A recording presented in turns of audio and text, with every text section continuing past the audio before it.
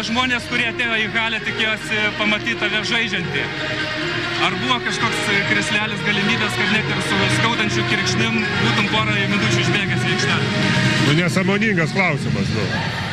Nu, išbėgi ir daugiau niekada neišbėgi. Ar palauk ir paskiau išbėgi ilgiau. Taigi buvo rašyta turbūt, kad nežaisiu. Ar nebuvo? Ar tu pats neskaitėjai? Ne, neskaičiau šiandien. Ar čia tokį labai nori klausimą užduoti? Sunku. Noriu kaip tik lengvesnį. O kaip Žalgiris šitie dabar 8 taškai Neptūno naudai, ar likus porai minučių, jeigu toks rezultatas bus, gal kartais išengsite? Sekantis klausimas. Kad klausinėjai nesąmonės. Taigi kur mes?